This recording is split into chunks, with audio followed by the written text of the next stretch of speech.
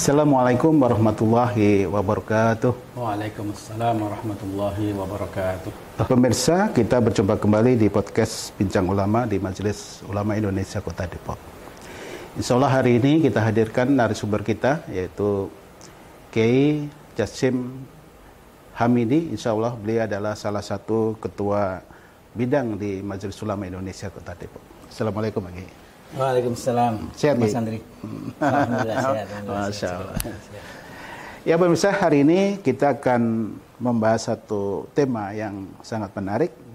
Senang dan tenang dambaan setiap orang. Nanti kita akan tanyakan, tapi sebelumnya kita berikan kesempatan untuk menyapa dulu pada pemirsa, silakan Kiai. Assalamualaikum warahmatullahi wabarakatuh. Waalaikumsalam warahmatullahi wabarakatuh. Alhamdulillah wa syukurillah wassalatu wassalamu ala Rasulillah Sayyidina Muhammad ibn Abdullah wa ala alihi wa sahbihi wa mawalah. Rabbi syrah li sadri wa yassir li amri wa hlul 'uqdatam min lisani yafqahu qawli, amma ba'du. Pemirsa podcast TV MUI Kota Depok di mana saja berada, salam kenal, salam hangat. Ya pemirsa udah kenal ya, ini adalah guru saya juga yang mulia, luar biasa beliau. Beliau adalah seorang ahli dalam bidang agama, tentunya beliau banyak ceramah-ceramah di mana-mana, dan hari ini kita hadirkan di podcast di Majelis Ulama Indonesia Kota Depok. Nah saya mau tanya sama Kiai ini, artinya senang kemudian mencapai tenang itu seperti apa? Rumusnya seperti apa Kiai? Yang namanya senang itu hampir setiap orang hidup di dunia ini semuanya tujuannya diantaranya adalah kesenangan. Kesenangan, gitu. Ya. Kesenangan. Dalam bahasa Arab itu biasa disebut surur. Iya. Surur, kesenangan. Kesenangan ini dari anak-anak, orang dewasa sampai orang tua, semuanya mengejar kesenangan. Ini misalnya saja anak-anak kecil gitu kan. Iya. Kenapa anak kecil itu bermain? Karena yang dicari adalah kesenangan. Anak kecil senang hal-hal yang sifatnya hissi, hal-hal yang sifatnya indrawi. Misalnya dikasih permen, dikasih uang saku, itu sangat senang sekali. Hal-hal yang sifatnya hissi. Jadi semua manusia itu kecil, dewasa sampai orang tua, hakikatnya ya bagaimana menggapai kesenangan itu. Nah, hanya nanti bagaimana tata kelola agama tentang kesenangan ini yang menghantar kepada ketenangan batin dan ketenangan jiwa. Iya. Baik. Salah satu di antara tanda kewalian seseorang, artinya kedekatan seseorang dengan Allah itu la khaufun alaihim wa la hum yahzanun. Dia tidak ada rasa khauf, takut. Betul. Dan tidak ada rasa yahzan, la yahzanun, berarti tidak ada rasa sedih. Kalau tidak sedih berarti senang. Nah, kita kira kayak gitu. Jadi tanda seseorang itu menjadi kekasih Allah itu tidak pernah merasa takut dan sedih. Nah, cuman nanti ada tafsiran-tafsiran yang lebih detail ya. Iya, baik. Apa makna kalimat tersebut? Baik. Tapi ada juga ya dalam kehidupan sehari-hari banyak orang yang merasa senang tapi hatinya sebenarnya nggak senang, hanya pura-pura senang. Ada juga yang gitu. Iya, bagaimana gitu? Kesenangan itu ada klasifikasi. Iya. Kesenangan itu ada kesenangan yang temporal dan juga ada kesenangan itu yang abadi.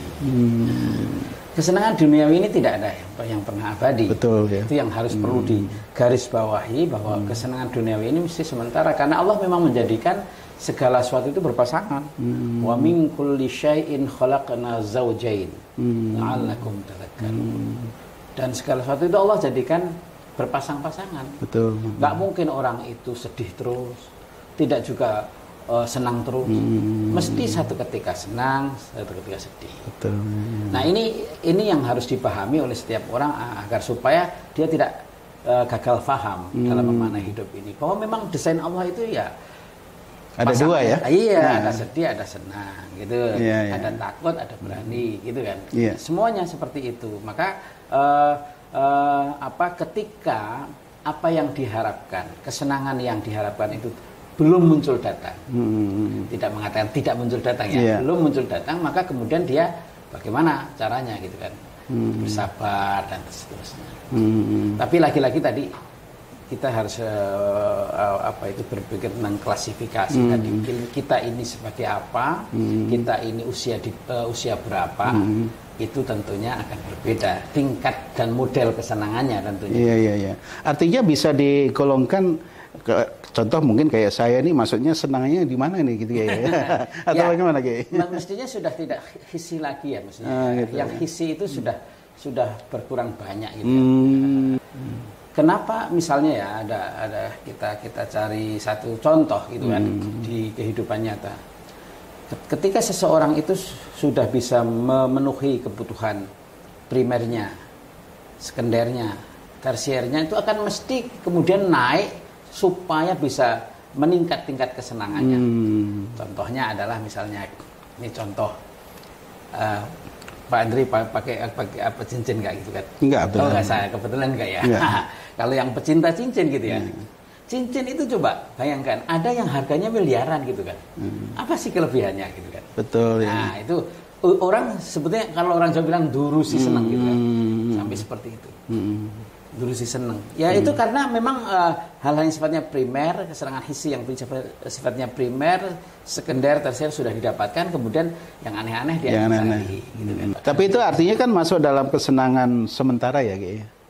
Ya nggak permanen. Tidak. Nah kalau menurut agama, Ki, ya karena kita ini dialog dengan ulama nih ya pemirsa. Jadi bagaimana yang namanya senang, hidup senang dan tenang dalam versi agama, Ki?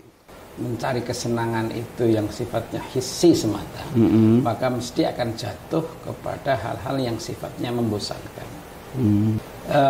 Rumah baru, mobil baru, ketika 1, 2, 3, 1 tahun masih terasa baru. Tapi kalau sudah 5 tahun pengen ganti. Jadi itu seperti itu. Yang sifatnya hissi ini tidak akan pernah memberikan kepuasan. Kepuasan saat itu tidak akan pernah. Karena memang yang tadinya baru itu akan disusul oleh baru yang lain, sehingga yang tadinya baru menjadi qadim, menjadi lama gitu kan. Menjadi out of date gitu kan. Nah, ini persoalan Pak Menteri. Kalau itu anak-anak kecil atau remaja masih bisa kemudian kita toleransi. Itu ya. Jadi usia menurut saya.